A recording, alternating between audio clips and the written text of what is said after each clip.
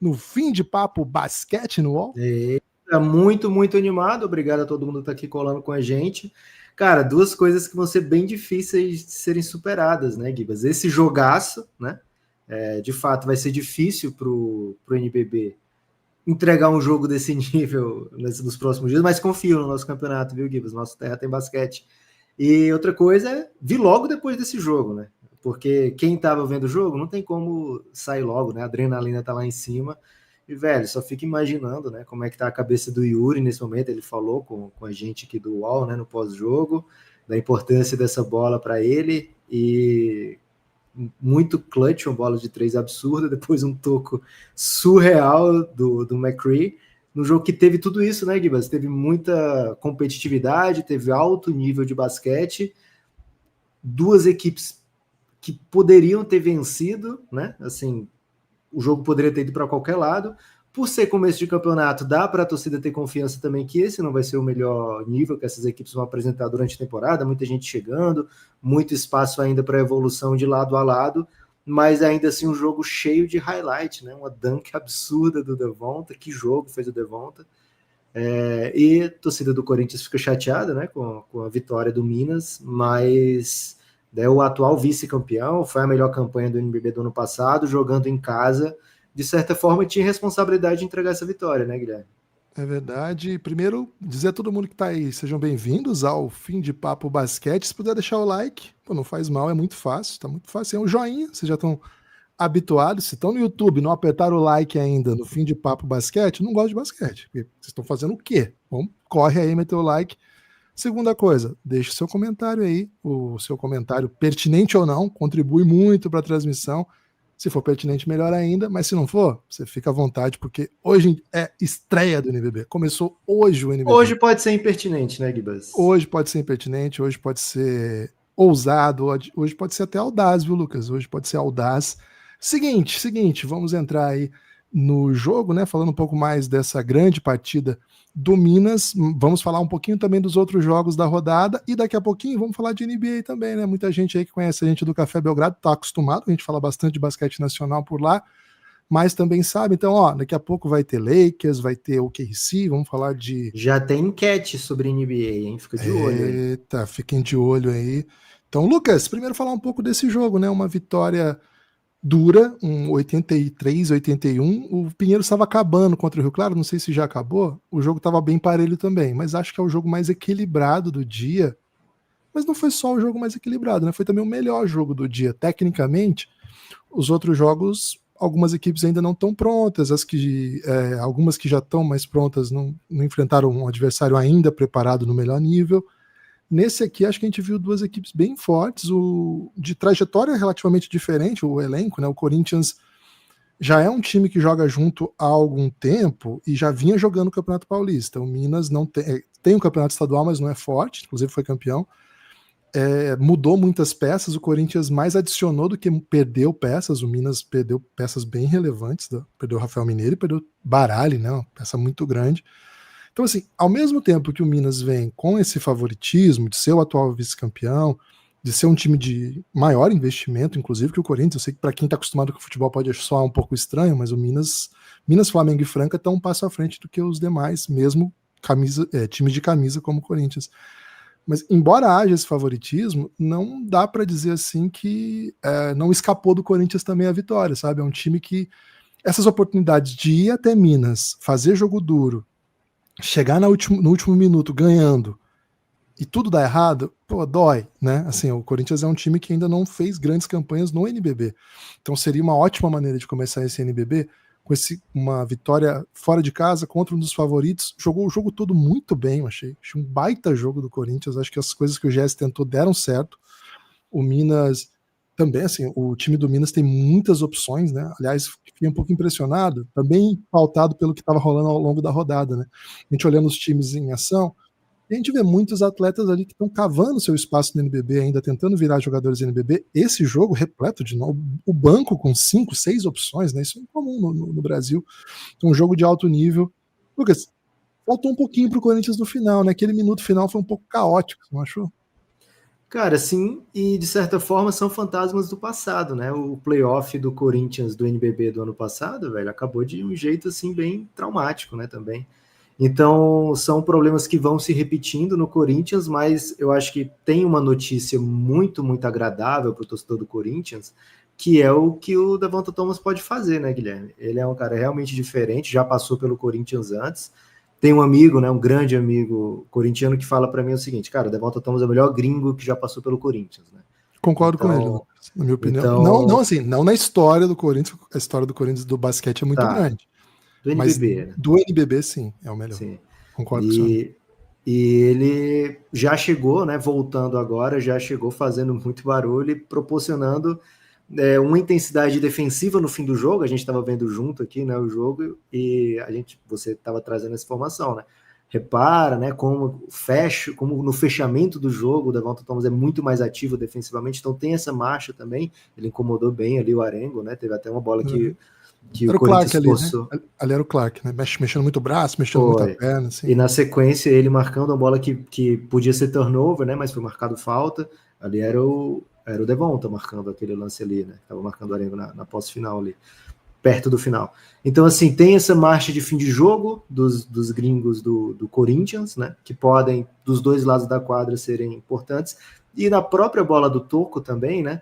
É uma jogada que o Elinho chama da volta, a marcação tem que reagir e ele acha muito bem o Novaes, né? E assim, foi muito mérito do Eric McCree, não foi assim, jogada que deu errado do Corinthians, pelo contrário, né? Pareceu que tudo estava certinho, tudo se encaminhando para uma belíssima bola que levaria para prorrogação, talvez, estavam 2 pontos.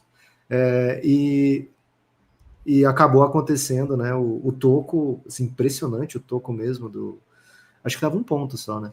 Acho que ia passar à frente. Um toco impressionante e que valeu a vitória, né? Assim, o Vini ainda teve que bater o lance livre, conseguiu converter um que fez toda a diferença, mas a bola de 3 do Neptune, né?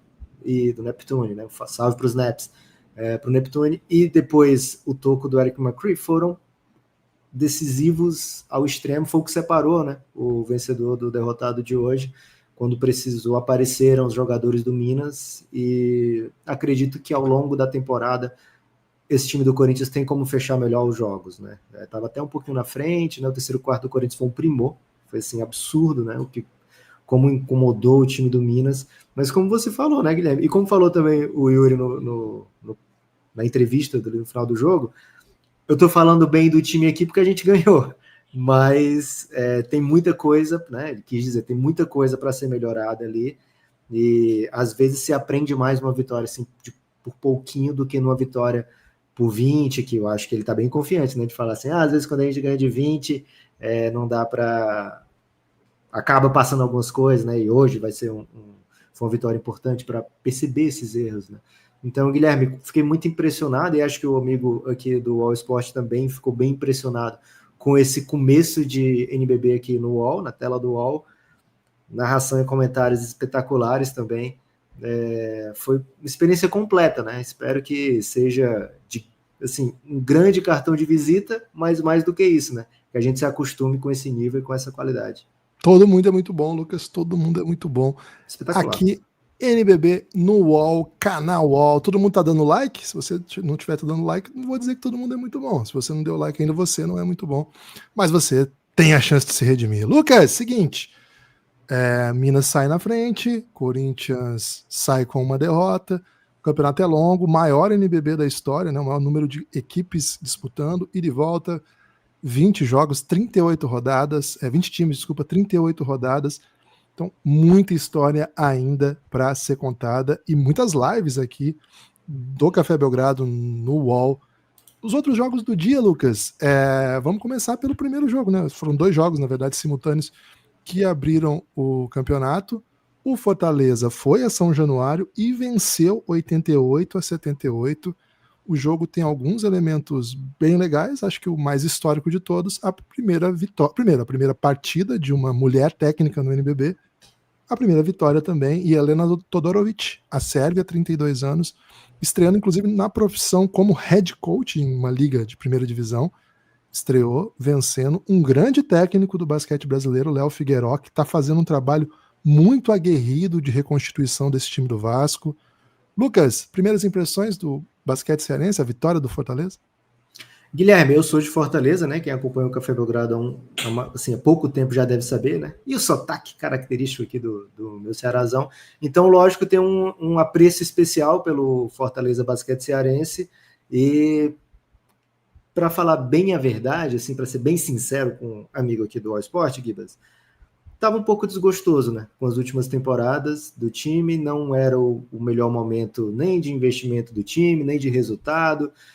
E assim, a situação, né, não parecia boa ao final de cada temporada, né, dúvidas, né, sobre o continuação do projeto. E esse ano, a chegada da Helena é um marco histórico, né, por ser a primeira mulher head coach e tal, mas mais do que isso, né, ela já chega, e isso as pessoas do Fortaleza, né, que têm falado muito sobre isso, com uma imposição de cultura que deixa o torcedor otimista, sabe, Guilherme? Então, já ter a oportunidade de estrear com vitória, né, contra assim, o Vasco, uma grande camisa, certamente vai ter uma grande repercussão essa vitória do Fortaleza, né, embora o time do Vasco, como você falou, né, o Léo Figueiró, que é um técnico excelente, ele vai ter trabalho, né, para conduzir a equipe às vitórias, né, o nível de investimento do Vasco não é dos mais altos dentro do NBB, também foi um time que se juntou muito na reta final, né? Teve dificuldade na Liga Sul-Americana, mas a vitória do Fortaleza chama a atenção. Estamos com imagens aí do jogo. A vitória do Fortaleza chama a atenção pelo bom basquete jogado, viu, Guilherme?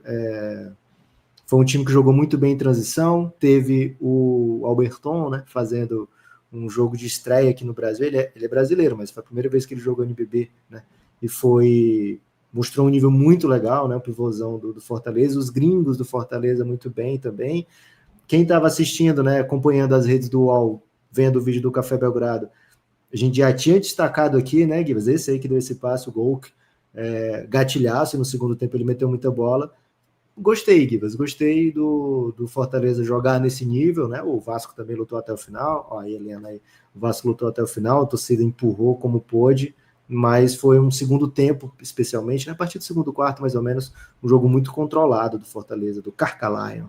É isso, eu queria destacar, assim, acho que o Vasco, pelo pouco tempo de trabalho, porque realmente é um time muito novo, comparado com os últimos anos, e diante das circunstâncias, né, um time, o último a se montar, quando todos os jogadores, não dava nem para você ter aquele achado, assim, o achado no mercado e tal, porque você foi montado depois que todo mundo já tinha fechado o time, né?